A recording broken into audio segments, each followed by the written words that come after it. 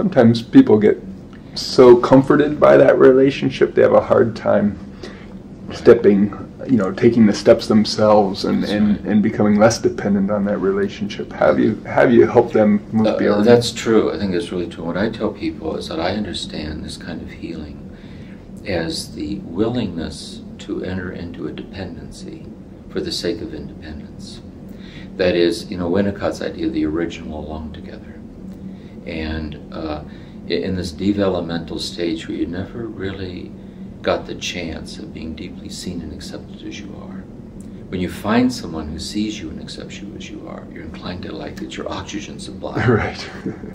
And so it's important to allow that, because it's an act of trust. What you're really doing is kind of re-entering the interfabric of human relatedness in here. Something like real importance happening. Mm-hmm. But just as a child who would never go off to school and want to stay home so it wouldn't leave its mother, would be held back by overstaying a stage of their journey.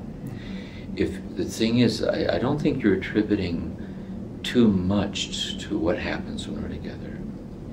But I think it's not in balance yet, because you're not yet attributing your own presence to yourself. See, the more you start to experience and appreciate your capacity to be present to yourself, which, by the way, we've been watching in here over these weeks, watching that grow, the more that deepens, it'll neutralize our relatedness. So although it will be good to come here, there's no longer a need to come here, because you have within yourself what you found here. And that stage of individuation, that stage is a real important part of therapy. If we do it too fast, it'll reactivate abandonment. See? If we hang on too long, it'll sustain dependence. Mm-hmm. And so there's this art form of doing this skillfully. I tell people it's like in the game of chess. I used to read books on chess and playing chess. There's the opening game, the middle game, and the end game.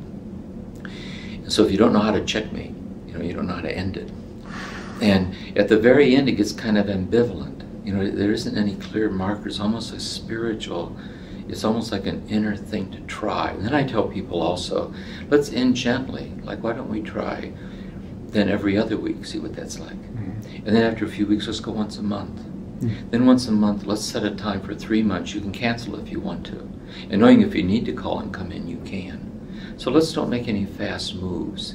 But let's ease into it together. And that's honoring this. Mm-hmm. This way. And I also tell them that when people are together like this, even though we no longer meet in a formal way, there's an interiority to this that will always be true.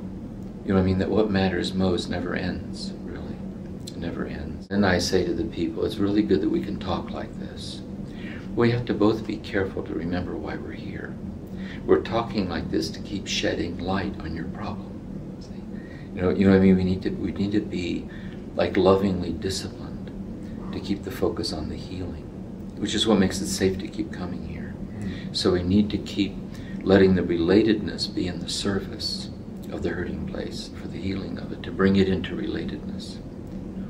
And so I think that's the art form. That's the kind of always moving with the person, and this kind of honoring the process and the pace. And everyone does that in their own unique way. And it's unforeseeable, which is what keeps it interesting. Nice.